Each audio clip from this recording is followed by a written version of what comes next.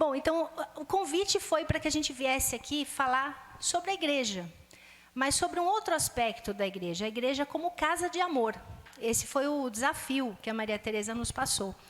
Então a gente preparou esse conteúdo aqui com muito carinho, né, para passar para vocês o que é essa casa de Deus, onde nós estamos, onde nós somos acolhidos, né? E antes da gente efetivamente começar a nossa palestra aqui, como a Sumaia falou, é o Espírito Santo que nos conduz. A gente sempre começa as nossas aulas com a oração do Espírito Santo, porque sem ele não dá para fazer nada, né? Então vamos rezar, né? Vinde, Espírito Santo, enchei os corações dos vossos fiéis e acendei neles o fogo do vosso amor. Enviai o vosso Espírito e tudo será criado, e renovareis a face da terra. Oremos. Ó Deus, que instruístes os corações dos vossos fiéis com a luz do Espírito Santo, fazei que apreciemos retamente todas as coisas, segundo o mesmo Espírito, e gozemos sempre de sua consolação, por Cristo nosso Senhor. Amém. Pronto, agora estamos prontos. Podemos sentar? A gente, quando a Maria Tereza convidou a gente ficou pensando, né, e meditando e rezando até algumas semanas, né, sem ter claro exatamente o que a gente ia vir falar para vocês. Como a gente dá aula de catequese, a gente tem uma aula de igreja pronta, que a gente poderia trazer para cá. Mas o nosso coração gritava que não era isso que Deus queria de nós. Então, a gente começa por aqui, olhando para essas imagens, né, da nossa igreja, que são várias, né? Nossa igreja de tantos anos, de milhares de anos, e que a gente identifica, né? Um papa aqui, uma imagem lá, essa cena complicada da pandemia que a gente viveu, e a gente vai montando, parece que na nossa cabeça, como que um mosaico do que é a igreja. Mas é difícil, né, identificar com clareza o que é a igreja.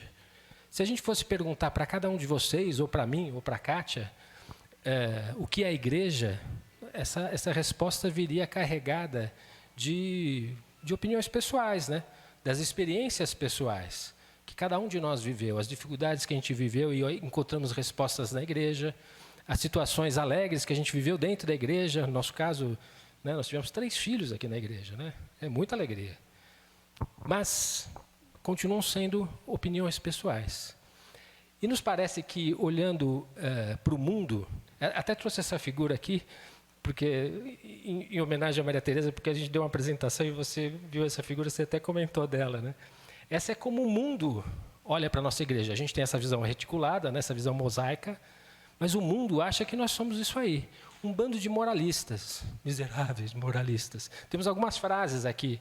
O Bertrand Russell, por exemplo, disse lá no começo do século XX, a religião cristã sempre foi e ainda é a principal inimiga do progresso moral. Nós somos os inimigos do progresso moral. Nossa, é isso aí. Outro, eu vi um cara dizendo, o Carlos Marquinhos aqui, o Karl Marx, dizendo, o primeiro requisito da felicidade dos povos é a abolição da religião. Karl Marx, né? E outro, gente boa também, né? O Adolf Hitler. A razão pela qual o mundo antigo era tão puro, leve e sereno, era que não sabia dos 2 grandes flagelos, a varíola e o cristianismo. Paulada, né? E não era do macaco, é a varíola normal, né? Então, o mundo nos empurra como igreja a sermos um bando de moralistas. É isso que o mundo taxa a gente. E que, como se dentro da igreja só sobrassem regras, né? Os mandamentos estão aí faz mais tempo que a igreja. Mas a igreja, é isso que a gente quer discutir com vocês, a igreja não é um saco de regras, né? Não é um mural de leis. E pensando em 2 passagens, né, do Evangelho, uma que é a de Paulo, né, que a gente lembrou, que Paulo foi quando caiu por terra, Jesus conversou com ele e falou assim, né, Paulo, por que me persegues? Vocês lembram dessa passagem? O Paulo matava cristãos. Quer dizer, talvez seja o primeiro perseguidor da igreja, né? Então, ao ser perseguida a igreja, Jesus disse, por que me persegues? E outra passagem também que a gente lembrou, e surgiu do nada, quer dizer, não foi do nada, a gente acha que é uma inspiração do Espírito Santo, em que os discípulos estavam lá conversando com Jesus para saber, né, se fosse nos dias de hoje, estavam lá na rede social para saber se Jesus era popular, né, quais são os comentários, os que estão falando de mim nas redes, né, se fosse nos dias de hoje. E os discípulos falavam assim, né, bom, uns dizem que você é um profeta, outros dizem que você é Elias. E que Jesus perguntou para eles, né? E vós, quem disseis que eu sou? Então a pergunta que a gente propõe para nós todos, porque quando Deus pede para a gente vir aqui falar, é porque Ele certamente quer que a gente estude, né? Eu e a Kátia. Então Ele quer falar para nós a respeito da igreja. Nós que somos a igreja, estamos na igreja, mas somos a igreja. Somos o corpo místico de Cristo. E vós, quem dizeis que eu sou?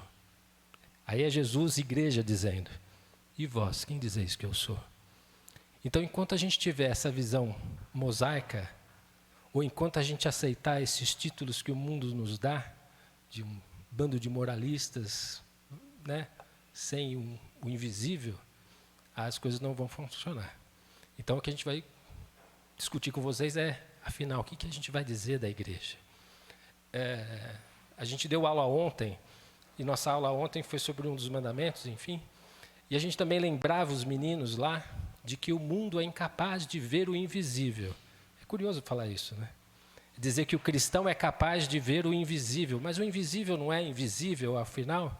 Então, o invisível é invisível porque Deus fez com que os grandes, os poderosos, os juízes, né, tivessem escondido aos seus olhos.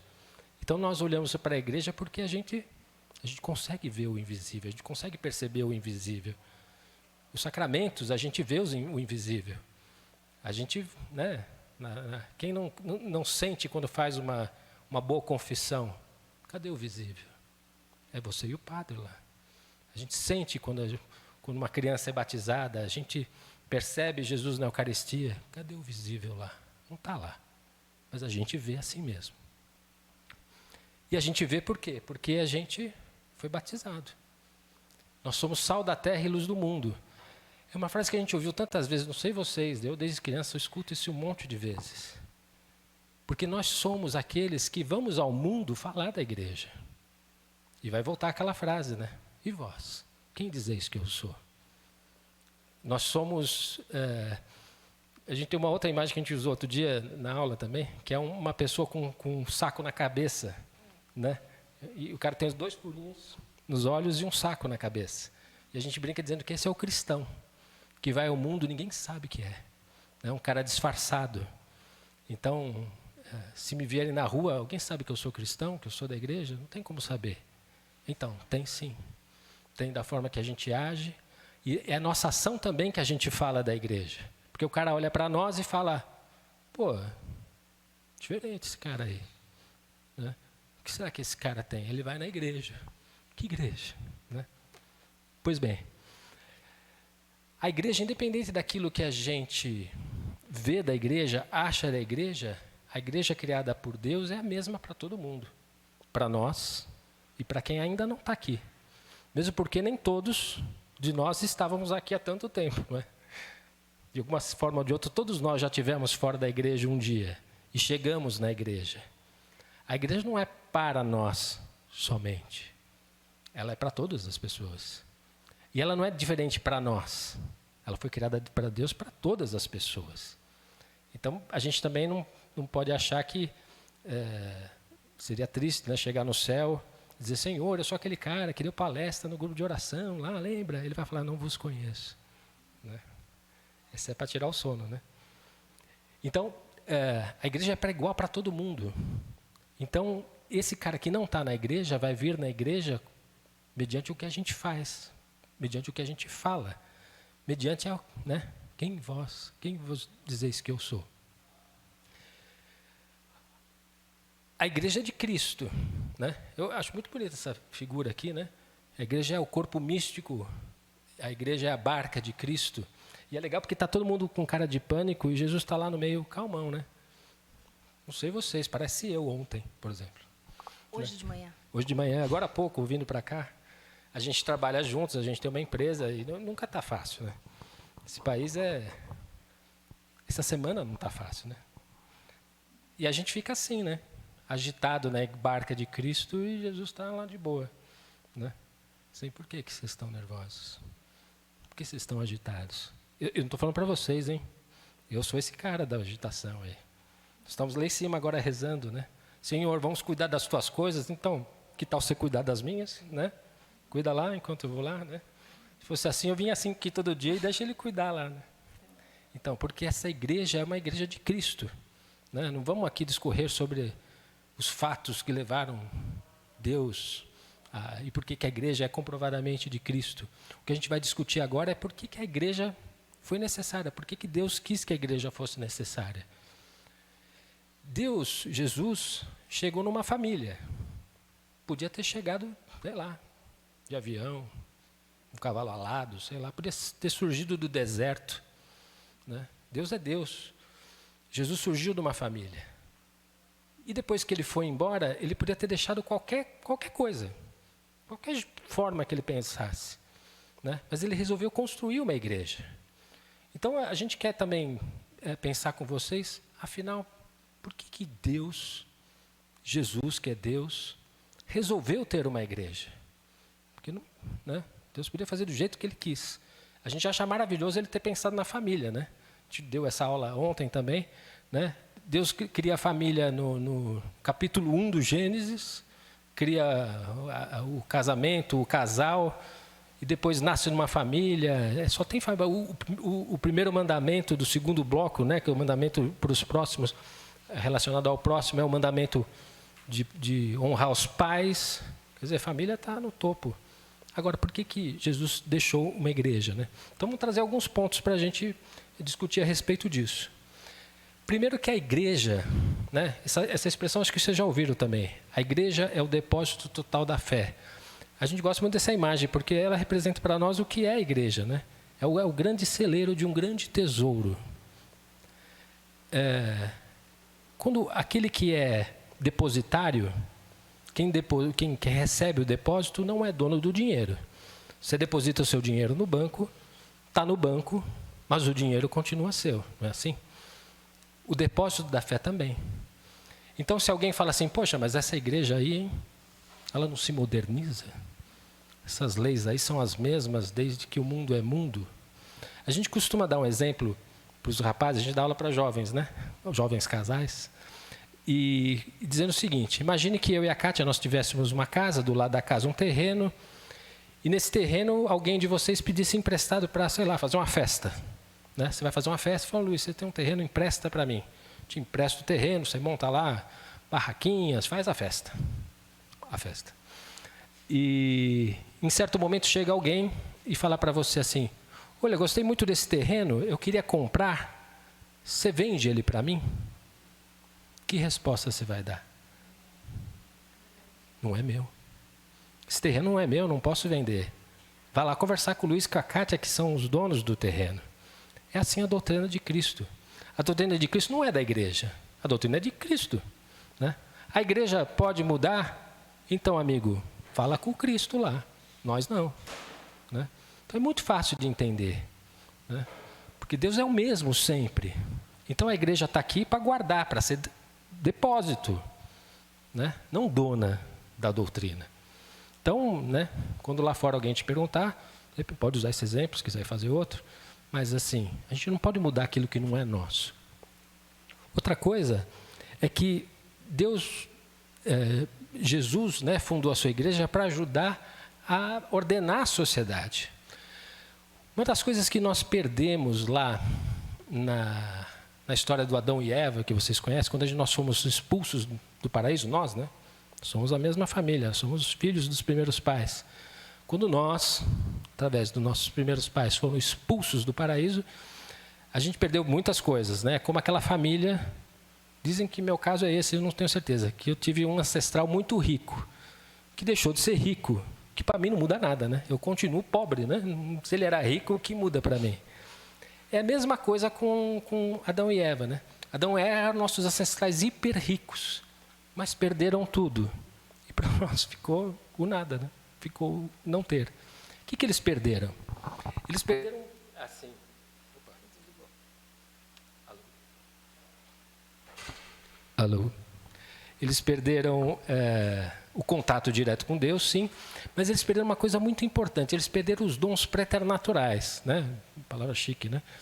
E que são algumas coisas. Perderam a ausência de sofrimento, a coisa de não morrer, né? A noção moral, conhecimento moral pleno de Deus, mas perderam outra coisa que faz uma falta danada, que é o ordenamento. O que é o ordenamento?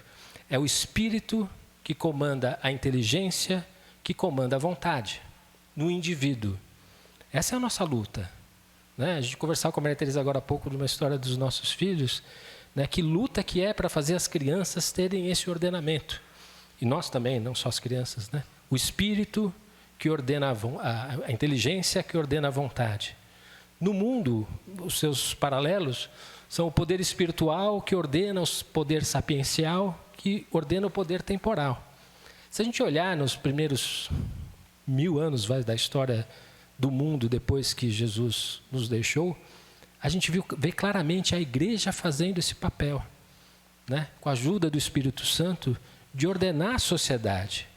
Muito do que nas suas sociedades, o que nós somos hoje como sociedade, ordenamento jurídico, daria para falar 1 hora sobre isso, tem a ver com esse ordenamento, que é a igreja fazendo o papel de ordenar o homem, para que o homem possa ordenar a sociedade, não o contrário, né? A gente não arruma a sociedade para arrumar o homem. A gente arruma o homem para o homem arrumar a sociedade, né? Então, é o ordenamento. O espiritual comanda a inteligência, que comanda a vontade. A gente viu recentemente, né? A ciência é tudo, né? Tem que respeitar a ciência. É o poder sapiencial, querendo sobrepor o poder temporal, querendo sobrepor o poder espiritual. Isso aqui também daria tema para falar 50 minutos. Mas então, Jesus coloca a igreja para ordenar, ajudar a ordenar a sociedade. E quem nós somos hoje é fruto desse papel da igreja. Um outro ponto, e aí eu preciso deixar a Kátia falar também, né? É a respeito dos papéis da igreja dentro da sociedade e dentro de nós, não é? Sim, porque quando a gente olha essa imagem aqui de um semáforo, a gente pode fazer uma correlação conosco, que é a igreja ordenando as coisas como elas devem ser. O que um semáforo faz? Se não houver um semáforo num cruzamento, as pessoas vão atravessar, certo? E vai ter batida, vai ter tudo isso daí, né? Vai ter desgraça, com certeza. Se a gente tira a igreja do mundo, se a gente tira esse ordenamento, se a gente tira o ordenamento do homem e da sociedade, o que acontece é isso, é um cruzamento sem semáforo. É o que a gente está vendo hoje, né? Então, a sociedade de hoje perdeu totalmente a noção do que é esse ordenamento, né? Não existe mais esse ordenamento na sociedade, porque não existe nas pessoas. Por quê? Porque falta Deus. E onde que a gente vai encontrar esse ordenamento? É na igreja. É na igreja de Cristo. É a igreja que Ele deixou para que pudesse nos guiar e nos orientar em como que a gente deve ser, agir, nos comportar em todos os aspectos. Porque o cristão, ele é cristão em todos os lugares, né? Ele não é cristão só aqui no grupo de oração, ele não é cristão só na missa, ele é cristão em casa. Ontem também a gente falava com os alunos, o local mais difícil para você ser cristão é a família. Tem lugar mais difícil do que a nossa própria casa para a gente exercitar as virtudes e abandonar os nossos vícios? Não tem lugar mais difícil. É ali que você se mostra, né, completamente como você é, de fato. Fora dali você tem algumas máscaras e é fácil a gente colocar essas máscaras no trabalho, com os amigos, na escola, na igreja, muitas vezes, mas em casa não. Então, a gente tem que buscar esse ordenamento para a gente começar dentro da nossa casa esse movimento de mover a sociedade para o caminho certo. Então, quando a gente fala também, e a gente está citando muito a aula de ontem, porque, enfim, está fresco na cabeça, a gente conversou várias coisas que têm correlação com isso.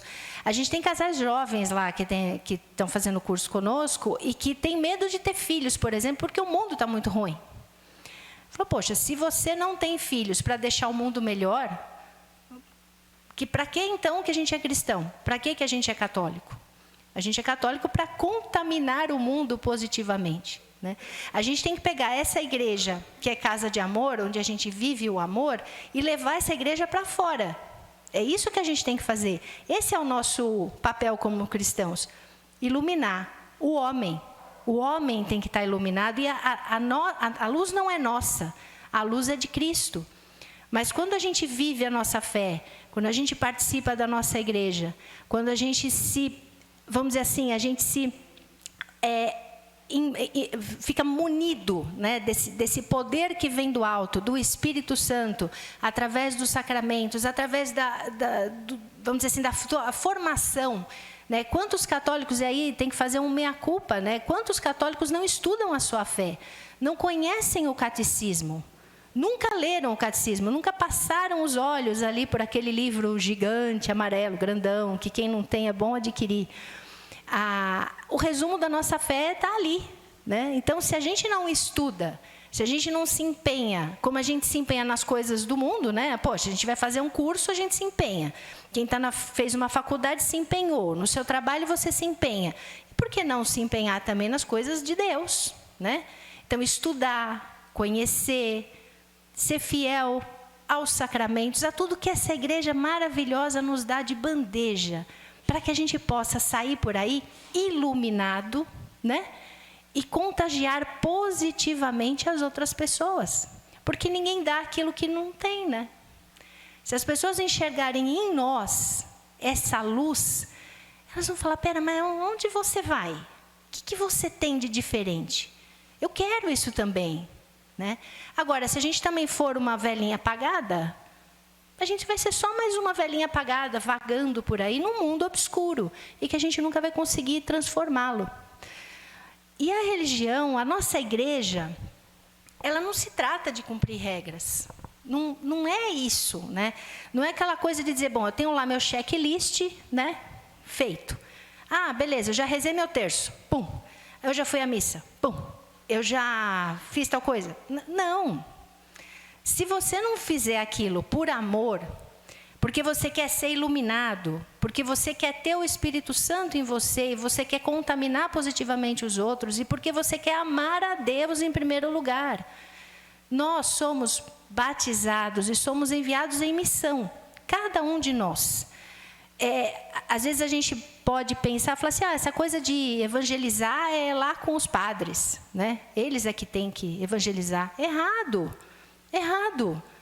Os padres, eles já dependem dos leigos, né? Tem algum padre aqui? Teve nesses outros dias, mas hoje não tem nenhum padre aqui, né? Se depender tudo deles, a igreja não anda. Ele depende de nós, né? E assim, se a gente estiver aqui dentro só cumprindo regras, só fazendo aquilo que manda ali, né, no livrinho, e não fazendo as coisas por amor a Deus, de nada vale. De nada vale. Né?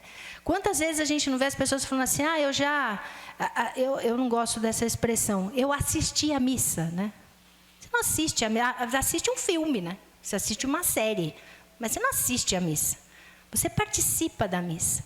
Você vai à missa, você que precisa da missa, não Deus que precisa que você vá à missa. Se você não vai à missa, Deus continua sendo Deus. Mas quando você não vai à missa, faz falta para você. Vai fazer falta para o teu dia, para a tua semana. A Eucaristia vai ser falta para você, né? Uma Eucaristia a menos em Deus não faz diferença nele, faz diferença em nós. E essas coisas que a igreja nos provê, essa casa de amor, é que vai nos ajudar a ficar de pé. Porque o mundo está difícil, né, gente? Quem aqui acha que o mundo está fácil? Não está, né?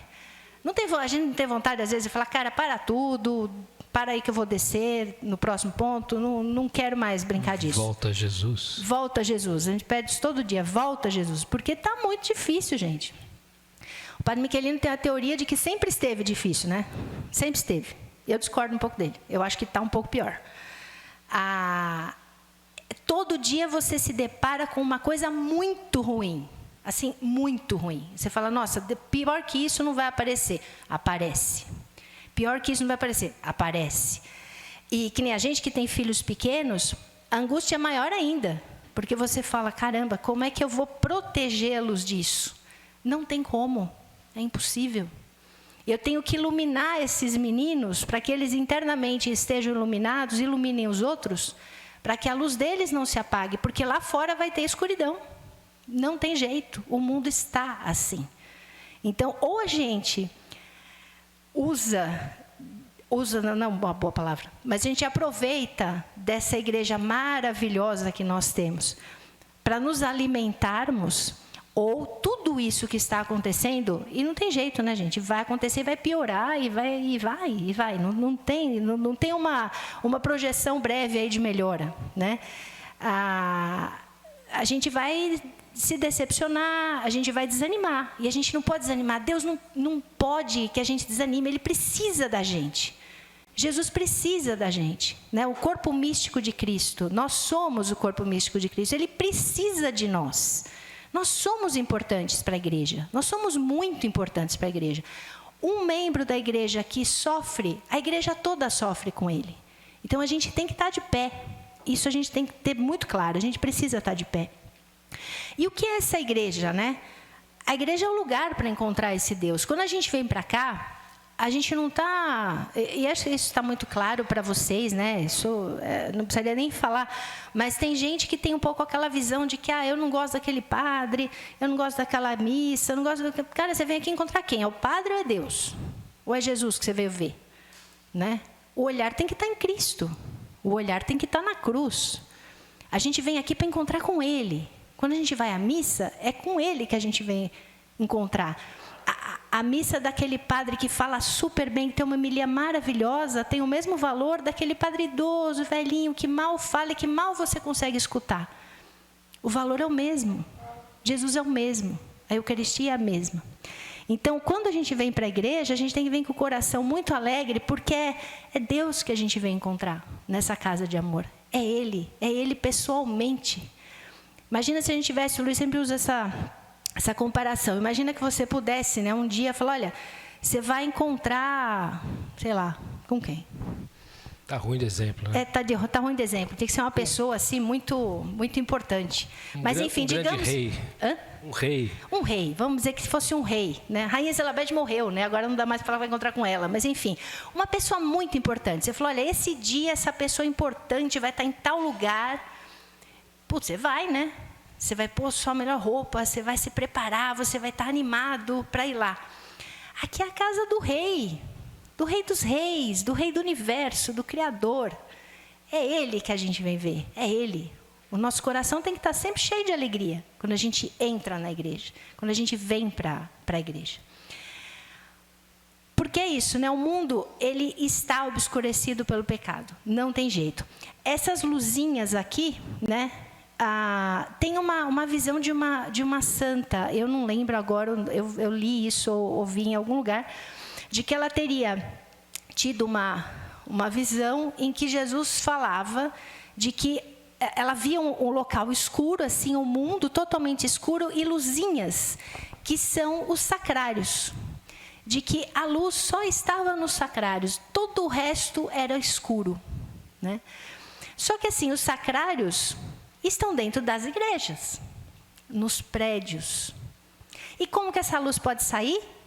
Em nós. Em nós. A gente vai estar na rua, né? A gente foi para a igreja, a gente se alimentou, a gente foi à missa, a gente recebeu os sacramentos, a gente recebeu a Eucaristia, a gente ouviu a palavra, a gente estudou, a gente tem Deus presente em nós. E a gente sai para a escuridão e ilumina a escuridão. Nós somos sal da terra e luz do mundo. A gente ilumina onde a gente estiver. Esse tem que ser o nosso papel. E esse iluminar, ele não é... Assim, ninguém vai botar a Bíblia debaixo do braço e sair por aí pregando, né? Na Praça da Sé. Esse exemplo lá na catequese não funciona, porque são muito jovens, eles não lembram disso, né? De que existia isso, né? Mas ninguém precisa fazer isso. Deus não pede para que seja feito isso. Deus pede que a gente viva segundo o seu ensinamento de amor. É isso que Ele pede. Porque as pessoas percebem na gente. Elas percebem. Elas falam, nossa, puxa, você teve uma atitude, às vezes, no trabalho, que chama atenção. Nossa, interessante, olha como aquela pessoa decidiu aquela situação ali difícil. né? Olha, ela podia ter ido ali para um lado errado, né? Ter aceitado alguma coisa não muito honesta, mas ela disse não. Nossa, postura boa. Nossa, olha como essa pessoa cumprimenta as pessoas, que atitude bonita, uma pessoa educada, uma pessoa, né, delicada com os outros, uma pessoa caridosa, uma pessoa que ajuda. É o nosso exemplo. Se a pessoa vier e falar assim, nossa, por que você é assim? Putz, porque eu tenho o melhor exemplo que existe. Meu exemplo de pessoa é Jesus. É Ele que é meu exemplo. Eu aprendi isso na minha igreja, eu aprendi isso lá na casa de Deus. E aí que as pessoas vão se converter ao nosso redor. Começando onde? Dentro da nossa casa. Dentro da nossa família. Ali é o primeiro lugar. E é o mais difícil, né? Sempre é o mais difícil. E esse nosso Deus, ele ainda é tão maravilhoso, ele tem uma explosão tão maravilhosa de amor por nós, que ele não invade o nosso espaço. Né? Eu adoro essa imagem, eu acho ela tão bonita. Na minha casa tinha também aquele bem tradicional, né, que é do batei, né? Ele está assim, né, batendo ali na nossa porta, humildemente aqui na porta do nosso coração. Está na nossa decisão abrir ou não. E a maior prova de que Deus nos ama é o livre-arbítrio. Porque sem o livre-arbítrio, sem a liberdade nossa de dizer não, não seria amor. Se Deus tivesse criado a cada um de nós e nós fôssemos involuntariamente obrigados a amá-lo, que vantagem teria isso, não é? Não, Deus nos cria livres, inclusive para dizer não para Ele, inclusive para não querer amá-lo. Então a resposta vem quando eu abro essa porta. A resposta vem quando eu digo, sim, Jesus, entra na minha vida, ordena a minha vida. Porque abrir essa porta aqui traz um monte de coisa junto, né? Não é fácil abrir essa porta. Porque abrir essa porta significa que eu vou seguir os mandamentos, né? Que eu vou ser uma pessoa... que a conversão de coração que eu vou buscar todos os dias da minha vida, que a gente vai morrer sem fazer tudo do jeito que tem que ser feito, né?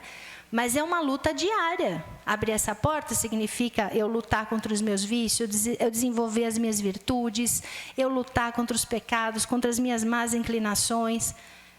Aí eu estou abrindo a porta. Eu estou lutando para manter Jesus perto de mim. Mas todos os instrumentos a igreja nos dá. Está tudo à nossa disposição. Tudo que a gente precisa está dentro da igreja. Tudo. A principal coisa está aqui, né?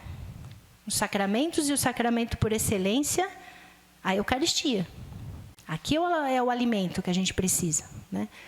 Lógico, assim, no domingo é o mínimo do mínimo e, se possível, mais vezes na semana. Que a gente consiga se alimentar da Eucaristia. Porque esse alimento é que nos coloca de pé. Esse alimento é que nos permite dizer não para as nossas tentações, para aquilo que nos leva a fechar aquela porta de novo para Jesus. E a igreja também é a fonte da graça, né? A graça santificante, tem alguns tipos de nomenclatura, né? Mas quando a gente fala de graça santificante, é aquela graça que está no nosso coração quando nós não estamos em pecado mortal, né? Nós estamos em estado de graça, ou seja, que nós podemos comungar, que a gente pode frequentar os sacramentos. E o padre Miquelin fala também naquela questão que o confessionário é como se você fosse, é o banco da graça, né? Que você vai lá sacar da graça no confessionário. E quando eu cometo um pecado mortal, vai lá, tum, cortou, né? Acabou a graça. Então, quando eu vou na igreja, olha que beleza, né? A igreja me permite ir lá e falar, puxa, eu pequei, eu errei, eu estou com o meu coração machucado aqui. A igreja está lá, pronta, de braços abertos. Vem aqui, meu filho, vem aqui, minha filha. Vamos preencher o seu coração de graça de novo. Essa imagem é tão linda, né? Jesus caminhando junto, né? É tão bonita essa imagem. Quando a gente está no confessionário, eu penso assim, ele está assim, está abraçando a gente, dizendo, volta, volta. Fala aí a bobagem que você fez. Volta, vem de novo para cá, né? Aquela porta ali, né?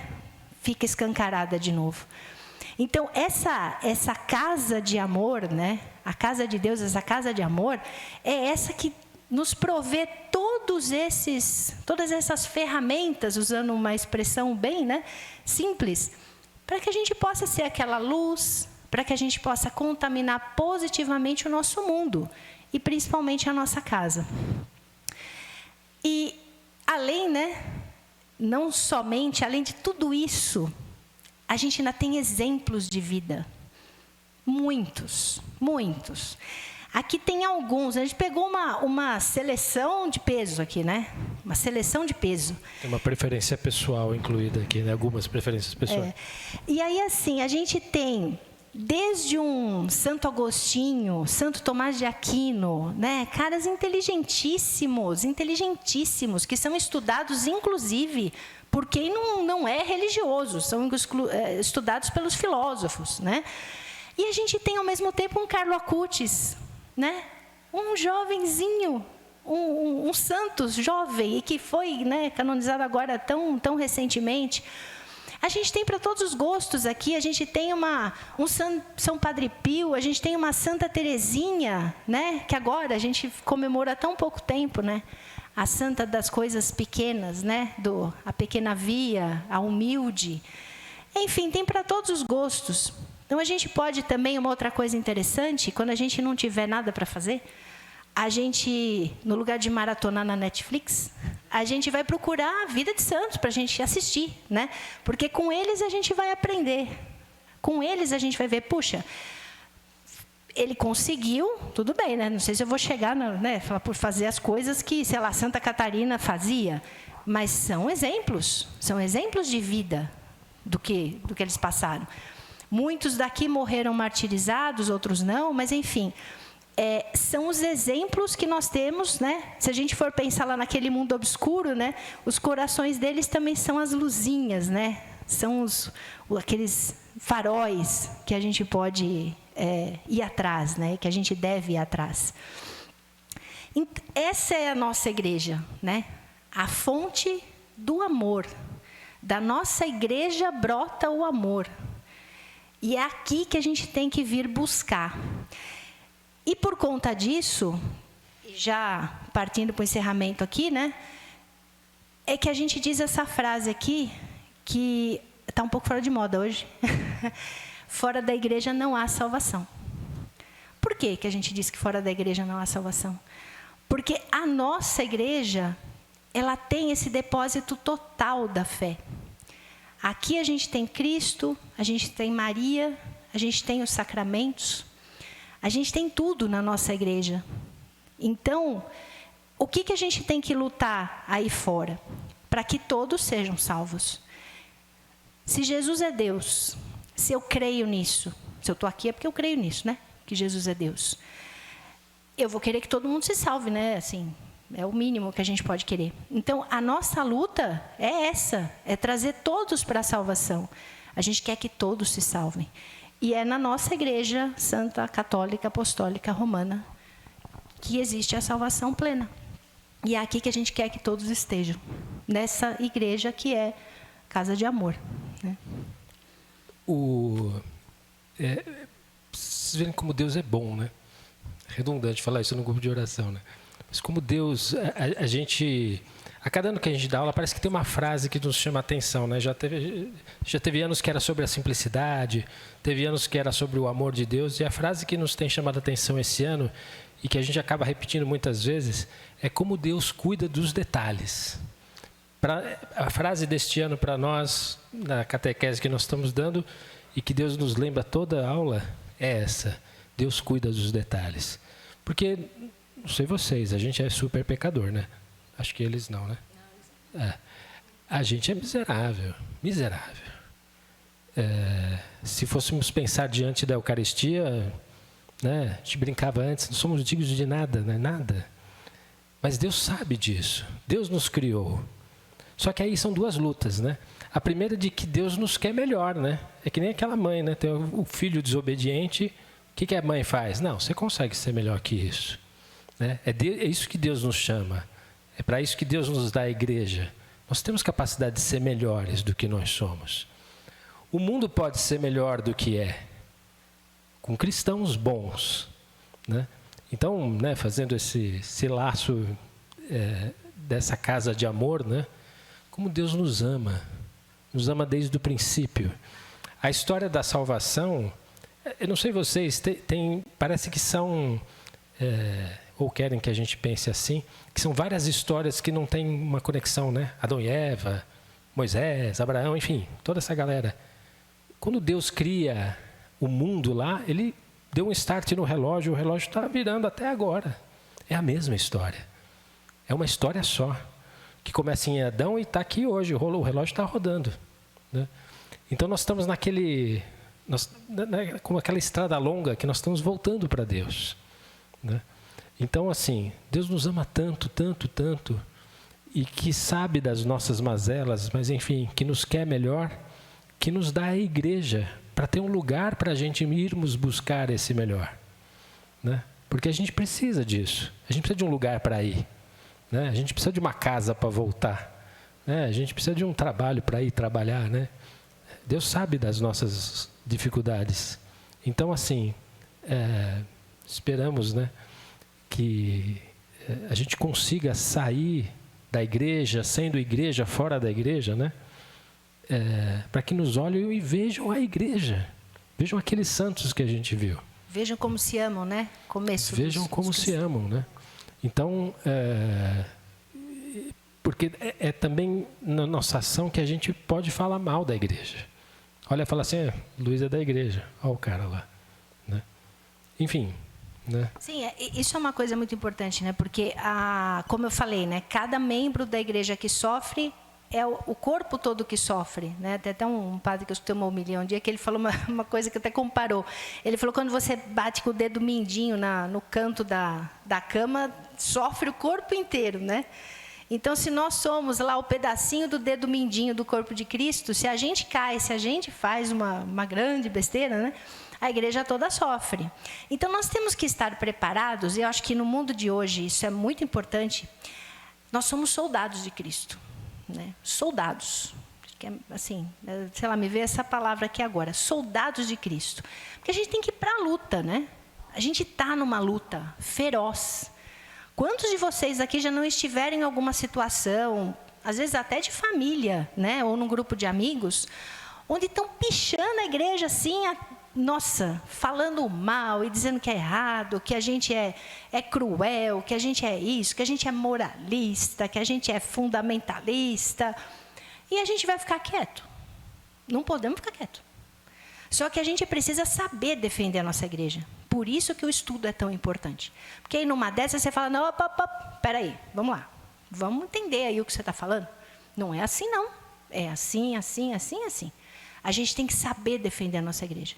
E hoje em dia tem muito lugar para buscar, né, gente? Hoje a internet tem muita coisa boa, tem muito padre que tem canal no YouTube, tem conteúdos maravilhosos, né?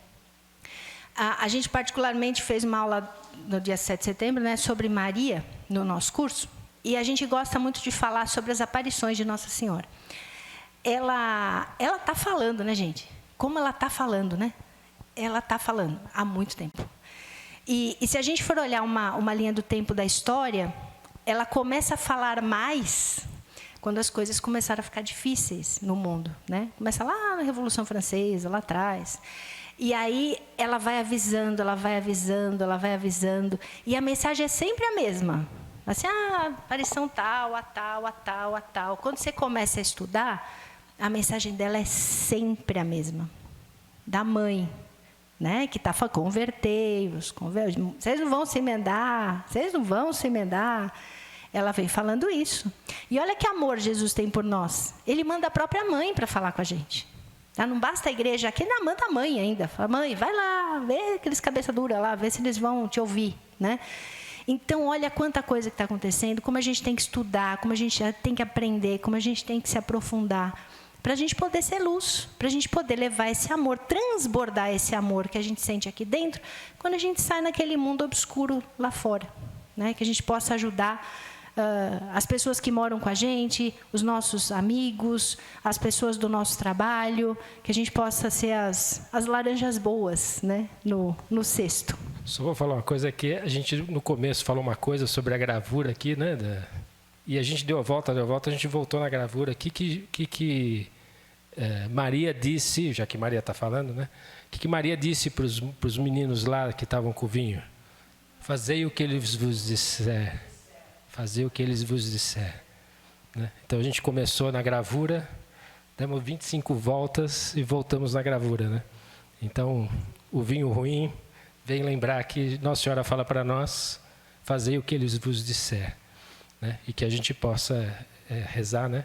Para que a gente possa saber falar de Deus, saber falar da igreja e que a gente possa responder com uma alegria para Deus e Jesus essa pergunta, né? Quem vós disseis que eu sou, né?